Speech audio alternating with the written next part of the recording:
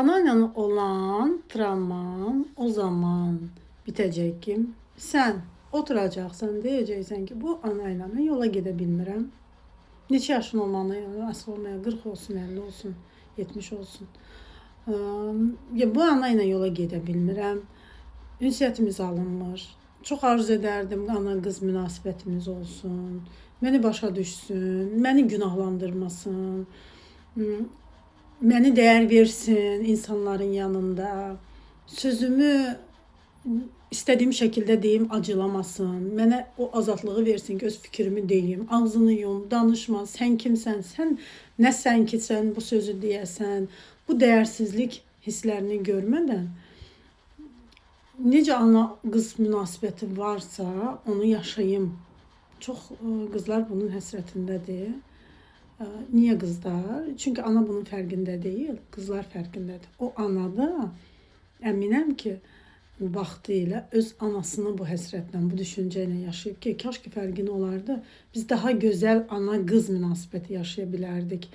Daha çox bir-birimizə sevginin dəyəri verə bilərdik. Məsələn, o ana oğluna daha çox yüklənib, sevgini daha çox ona verir, nəinki qızına sevgini, dəyəri verir və sabah da o ananın gəlinlə problemi olanda günahkar, yəni gəlin yox, günahkar yenə də o ananın özüdür. Niyə ananın özüdür? Çünki vaxtında qızına yetəri qədər dəyər, sevgi verməyib və onu yönləndirib oğluna görə, oğluna dəyər və sevgi verdiyinə görə gəlinə verib. O gəlin də düz edir. Əcəb edir, o qaynananı elə dəyərsiz edir, bir qəpiklik edir, haqqıdır. Layiq olmayana dəyər verəndə belə olur. Yəni ilahi ədalət də belə çıxır da. Yəni hər kəsin layiq olduğunu vermək lazım. O gəlinə layiq olduğu dəyər verəndə, layiq olduğu yerdə otuzduranda o qaynana layiq olduğu qaynana olur. Yəni layiqli şəkildə hörmətli olur, dəyərli. O qaynana gəlini oğlunun sevgisinə görə başında otuzduranda, hər şeyi o gəlini başda edəndə, o qaynana da elə dəyərsizlik hissi layiqdir. Çünki səhvidir, çünki başa düşməyib. O qızına layiqli dəyəri versəydi, o gəlin o qələtləri yeməzdi. Hər şeyin öz yeri var. İlahi proses, enerji, hər şeyi, hər kəsi öz yerinə qoymağı istəyir səndən. Məsələn, oğlunu oğlunun yerinə qoy, qızını qızının yerinə, ərini ərin yerinə qoy, özünü özün bildiyin yerə qoy. Sən hər şeyi qarışdıranda o ayna. Məsələn, gəlir qaynana deyir ki, mənim gəlinim münasibətim belədir, oğlumun belə çoxsun. Bütün enerjini sən oğla yönləndirirsən, bütün həyatını və yaxud da bütün enerjini ərvə yönləndirsən və yaxud da bütün enerjini qızıva yönəldirsən, o gəlin gəlir, sən ancaq qızınlandır münasibətin əla. Çünki qızına verirsən, oğluna vermirsən, gəlinə verirsən. Bu prosesi biz kontrol etməliyik. İnsanlar ən çox ünsiyyətdə problemin nədə olduğunu bilmir. Məsələn, qız gəlinə görə, məsəl üçün, qardaşına münasibət qurmur. Məsələn, qardaş qaynına görə. Nəsə, bu problemlərin olması belə sən balansı pozmağından irəli gəlir. Enerjin pozmağından, hər kəs layiqli yerində otuzdurmamaq. Çünki o ana kimin harda otuzdurmasını bilmir. Çünki öz anasından görməyib. Bu proses belə gedir. Ona görə ilk öncə nə etmək lazımdır? Hər kəs, məsələn, mən anama görə öz problemini həll edə bilmərəm. Pasiyyə gəldi ki, mən anamı necə edim, seansa yazdırım. Mən ona deyirəm ki, sən onu zorla gətirə bilməzsin. Necə ki, ana gəlirdi, mən qızıma və yaxud da oğluma necə zorla seansa gətir, o gəlmək istəmir. Çünki sən o həddə çatdırmırsan ki, 10 yaşlı uşağı sən seansı gətirə bilmirsən. Çünki özünə qapanıb, çünki qapıdan çölə çıxmaq istəmir. Bütün gün oyunlar, bütün həyatı onun qapının arxasındadır və sən onun həyatına heç bir girə bilmirsən. Çünki vaxtıyla sən də o da sənin həyatına girə bilməmişdi və bumerang olaraq bu enerjilər bir-birinə qarışır. Hər şey və hər kəs yerinə qoymaq lazımdır. Sən dəyişərsən, sən ananı seansa gətirə bilmirsən, düzdürmü? İstəyirsən, çox istəyirsən, ana-qız münasibəti olsun.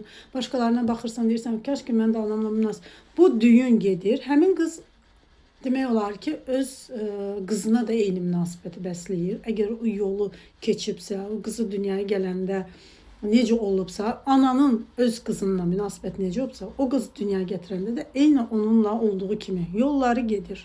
Görə deyirlər, ananın getdiyi yolu qızı budaq-budaq gəzər. Bəli. şuur altıda proqramlar yazılır. Bu proqrama uyğun biz həyat yaşayırıq və bunun fərqində deyilik. Bu proqramın fərqinə çatanda isə bizdə çox keçmiş olur, yaşlaşırıq. Fərqinə varan, kəşke həyatımı belə yaşamazdım, yenidən dünyaya gəlsəm belə yaşamazdım. Bugündən başla da o yenidən dünyaya gəlmək mümkündür. Bacarmaram, gecdir, mən bunu edə biləm. Gec deyil. İstənilən insan hər şeyi bacarır. Maddi həyat sonlanır bu dünyada. Hər şey sonlanır. Yəni sən arxasınca qaçdığın, həyatını verdiyin, ömrünü verdiyin, sağlamlığını verdiyin, başqasının həyatını zəhər edərək özünə xoşbəxt həyat yazdığın yerdə bir ki hansı xəstəliklərlə, hansı problemlərlə, dönülməz və həll olmaz problemlərlə qarşılaşanda bir ki peşmançılığın, kaşk etməzdiklərimin yəni yerini heç nə doldurmur, heç nə əvəz etmir. Artıq çoxdan gedir gedən, hər şey bitən. Enerji başlayır, sənə şans verilir, sənin həyatını dəyişdirmə şansı verilir, düzgün yola gəlməyin şansı verilir. Amma sən şansı deyirsən ki, yox, mən tutmadım, mən bildiyim kimi yolu gedəcəm. O yüzden sən ananla münasibət istəyirsənsə, özündən başla. Sənin dəyişdiyini görəndə, o ana sənə kontakt qura bilməyəndə, sən deyirsən ki, mənə dəyərsizlik edir, mənim sözümə qulaq asmır, məni bir heç görür, məni adam yerinə saymır, adam yerinə qoymur. Ne bileyim, qoyursa da bir kinayəli, bir ələ salma, bir nəysə bir hərəkət edəndə bir ələ salsın.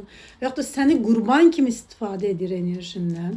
Məsəl üçün, bu uşağı dünyaya gətirdin, gətirəndən sonra, məsələn, bu qızdan söhbət gedirsə, mənim həyatımda, ana düşünür ki, bir özündə şuuraltıda və enerji oğurluğundan deyim, mənim həyatımda hər şey super getdi. Məsələn, yoldaşın münasibətim, filan kəslə münasibətim, yaxud da evə pul gəldi, ev aldıq və yaxud da nəysə aldıq, nəysə dünyaya bir şey əldə etdik. Bu uşağı nə yüklüyor ana? Bir ilahi, bir enerji ki, hansı ki, nə enerjisi? Negativ.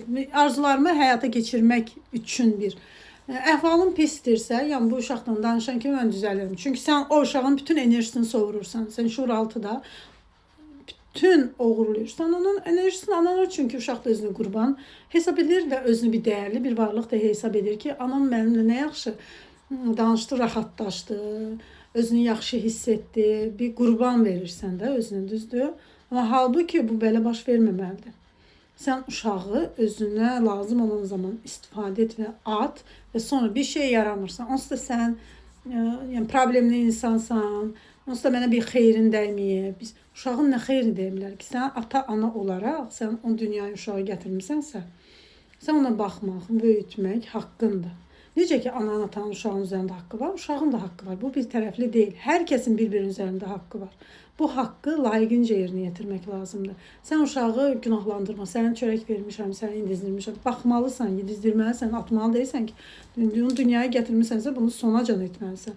Əgər bunu etməkdən qaçırsansa, yəni bunu günahlandırma və səndən sonra sənə görə ailə, atanla boşanmadım, bir günahlandırma enerjisi, sənə görə etdim, sənə görə bir uşağa bir günahlandırma enerjisi qoyanda daim bu uşaq hər kəsi günahlandıracaq.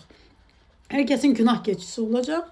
Özünü bir dəyərsiz, bir heç hiss edəcək. Məsələn, daim ananın arxasınca qaçıb, məni sev, məni dəyər gör, dəyər ver, məni gör deyən bir uşaq.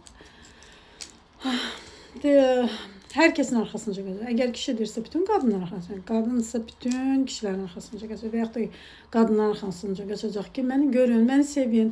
Sevməyəndə nə olacaq? Agressiv, bir hirs, bir kiməsə söz soxan, bir pislik. Nə qədər o insan şəxsiyyəti dəyişməyə avtomatik başlayır ki, demək mən xoş niyyətli oldum, heç kim məni sevmir. Qoy pis niyyətli olun, qoy pis tanısın. Mən ki pis tanımırlar, qoy daha pis tanısınlar. Həmin insan maska taxır, hansı ki içində isə körpə bir uşaq var. Günahsız, dəyərsiz. Hamıya belə ilan söz soxsun, paxıllıq etsin. Bir avtomatik bütün enerjisi negativə çevrilir ki, qoy məni pis görmürlər, daha da pis olun. Bu isə nəyə gətirir? Son halda insan şəxsiyyət pozuntularına gətirir. Düşüncəsinin qarışıqlığı, beynində hər şey danışır, hər kəs danışır, bütün özünü tanımır. Öz-özünə bilmir necə davransın, pis insandır, yaxşı insandır, bilmir. Bütün şəxsi pozulur. Bu insan deyəndə ki, psixoloq, nəyə gedirsən, nəyin var, sən neyiniyəcək ki? Burada oturmadan neyiniyəcək, necə keçəcək, onu bilmək mümkün deyil. Hər bir şey həll etmək mümkündür, yolu var, sadəcə istək lazımdır.